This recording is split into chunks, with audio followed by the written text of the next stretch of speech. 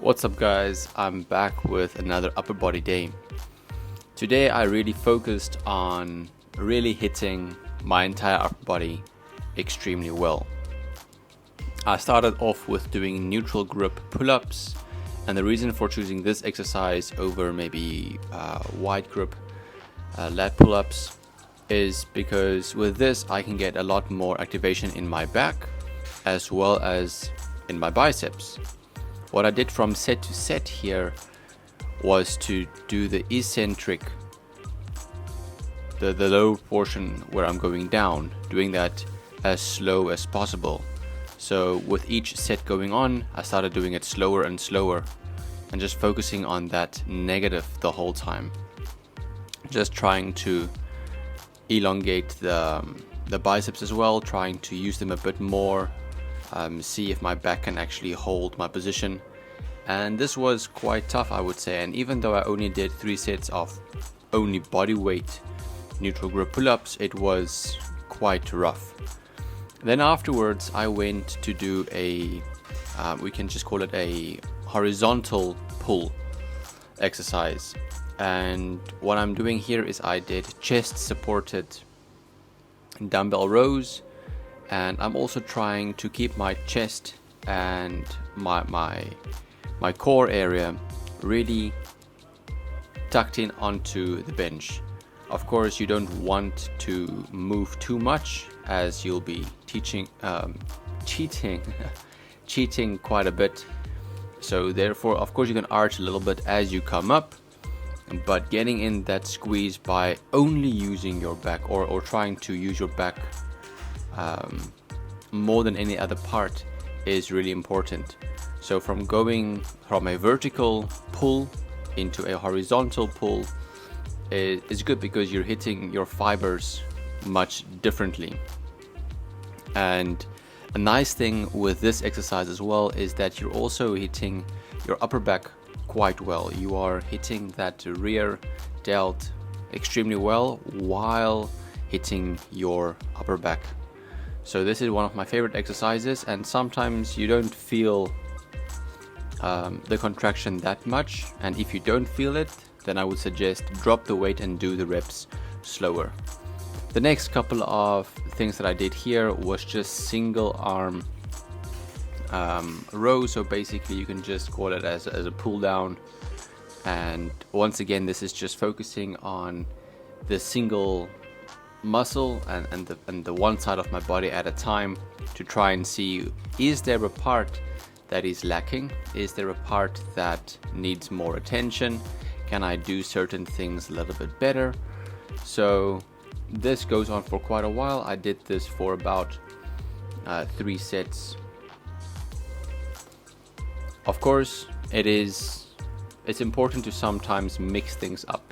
If you're doing exercises where you only use, let's say, both of your arms at the same time to pull the weight towards you, that's great. However, some part of your body might be working a bit more, and I've noticed that from my pull-ups. So even with my neutral grip pull-ups or my wide grip pull-ups, I always tend to pull towards one side, as I'm favoring one side when I'm doing those exercises due to my back being stronger on one side. And because it's stronger on one side, without me actually realizing it, but only watching and only seeing it on the video, I can see that I am actually using one side a lot more, and that the other side is lacking.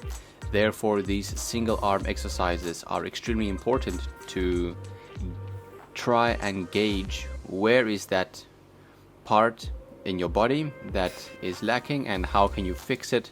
Of course, not doing only this exercise will showcase where that problem is, but you'll have to try various exercises to see which part of your back or of your muscles is the part that is lacking, and how can you possibly fix it. Do you fix it with single arm exercises?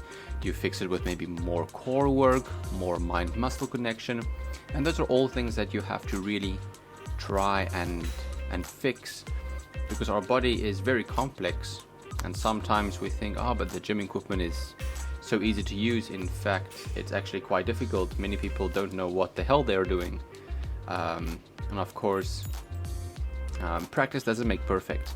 Perfect practice makes perfect.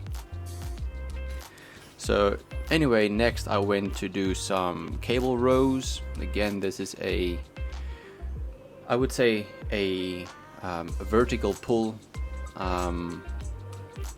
because the cable is basically acting out as gravity. So even if I would bend over, it would be the exact same force than what let's say a barbell row would be. But here the tension can be constant the whole time, and it's a little bit safer on your joints and things as well, I think.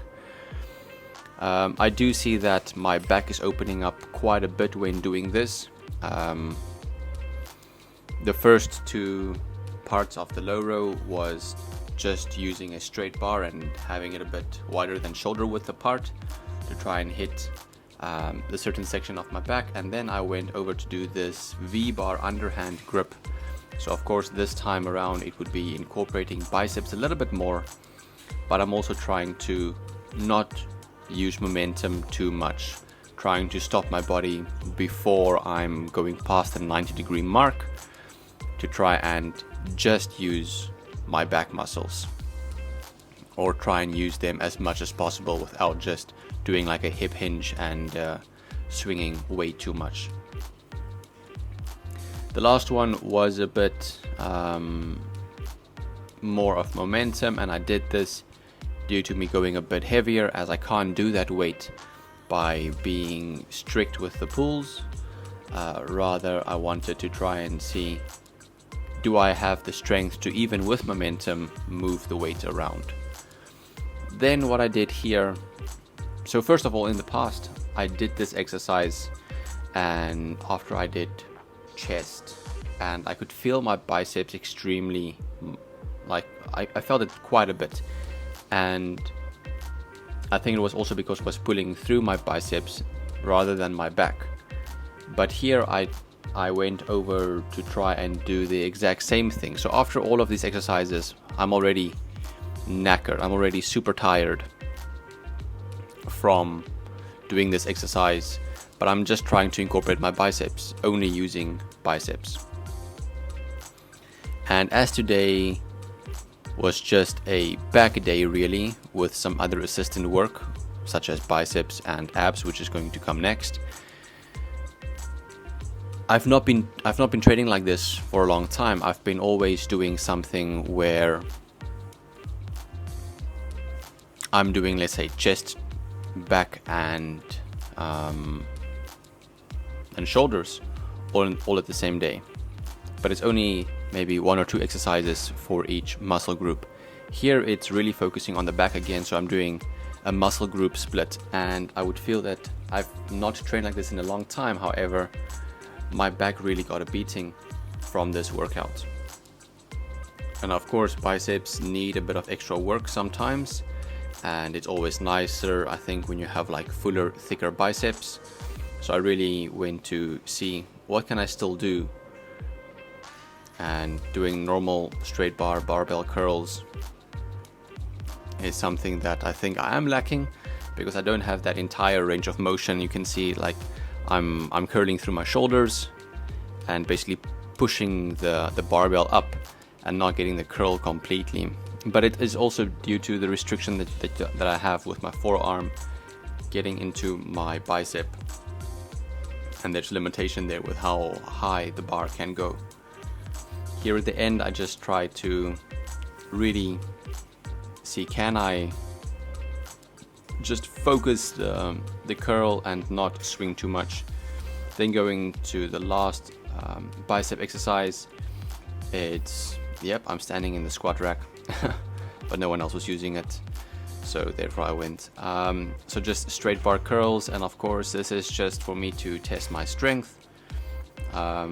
And I was working up to do an eccentric move where I just wanted to focus on the biceps, as I wanted them to elongate and stretch out and try and build that resistance, because sometimes your muscles are building a lot more on the negative than it is actually on the contraction side, because the contraction side is like building a peak. However, the negative, where the bar is stretching out the muscle fibers, that's the part where I think you get really thick muscles, as you're really focusing on using the entire muscle to not try and lose control of it. And it's completely different than doing just contractions. So therefore I would advise anyone to go ahead and try this with whatever you're doing. Try and do workouts like this where you are incorporating the negative as well, and not only just think about the contraction. And then after this I went over to do some ab work. What you'll see here is that I was recommended this by a friend, and these are called myotatic crunches. I think I'm pronouncing that correctly, myotatic crunches. And what these are supposed to do, first of all, I'm not doing this correctly, maybe like 80% correctly I would say, but not completely, or like 70%. What this is supposed to do is basically incorporate the entire frontal part of your abs. So basically your upper abs, your mid abs, and your lower abs all in one exercise. And by placing your arms next to your ears and locking it in with your hands and keeping it there, and not basically using your arms and your upper body as momentum to move, you are really just focusing on your abs and just trying to shorten that range between your chest and your legs by bringing your chest as close as possible. But what is being done here is you're placing your bum about a couple of inches off the ground through using the Busa ball, and then on the negative, there I'm going down, you're stretching out your abs to completely get the full range out of your abs, and then contracting it as much as you can. Of course, the contraction can be even more, but hopefully that can improve for me over time. But this is extremely difficult as you are using all of the fibers at the same time, and because you're doing it slow and contracted, it's really not a speed game, it's really doing quality reps. Of course, your Busa ball also dictates on how you're going to do the exercise. If you have one that's a little bit smaller and where there's more air, I think you can do it a little bit better as well. But I would say go try this instead of doing normal crunches on the floor, as with this you're actually being able to stretch out your entire abs, whereas normal crunches on, or sit-ups on the floor, not sit-ups, just crunches on the floor, you're not getting the full stretch of your entire abdominal muscles. So go try this out. Alright guys, that was it for me for my really good upper body day, which was back and biceps and a bit of abs. Take from this what you want and incorporate it in your workout. If you like it, please subscribe, and I'll see you in the next one. Bye bye.